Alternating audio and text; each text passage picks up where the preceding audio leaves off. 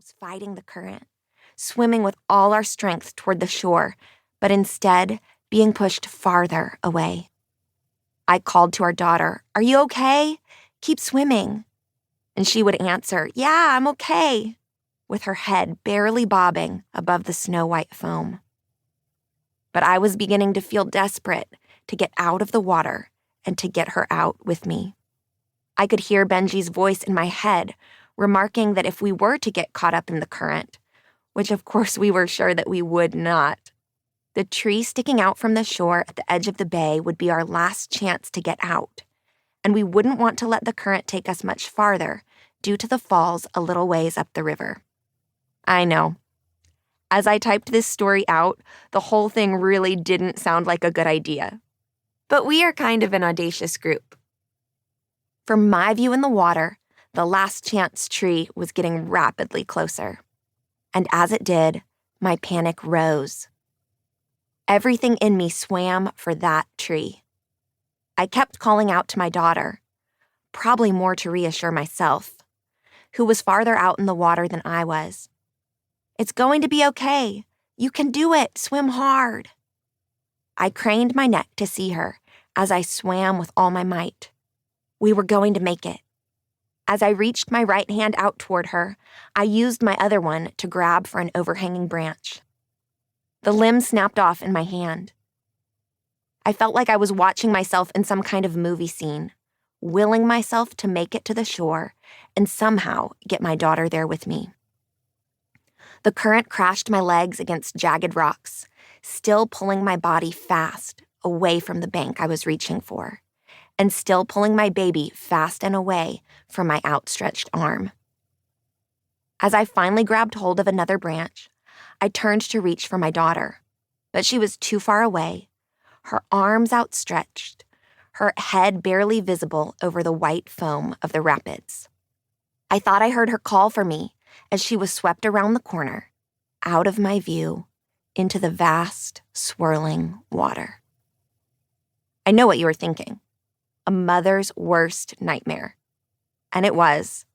Had this been a scene from a movie, I couldn't have scripted it to be more intense. The current was still slamming my legs into the craggy shore as I clung, breathless, to my tree branch. Only one word came to my mind and to my lips: Jesus.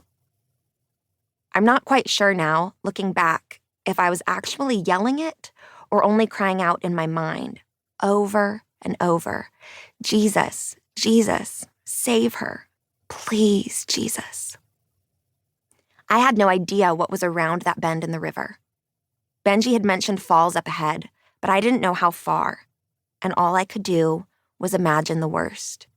"Jesus, I need you to save my baby. I need you to save her, Lord Jesus. Please, please, please." Over and over. I realized I was still pulling hard on a tree limb that might not support my weight much longer. Slowly, I pulled myself up onto a boulder in the beating sun. Though later I realized that I was covered in cuts and bruises, I didn't remember feeling any pain. The sound of the river roared in my ears as I situated myself and waved to Benji and the girls far away on the shore, trying to somehow let them know that I was all right, but that I was also alone.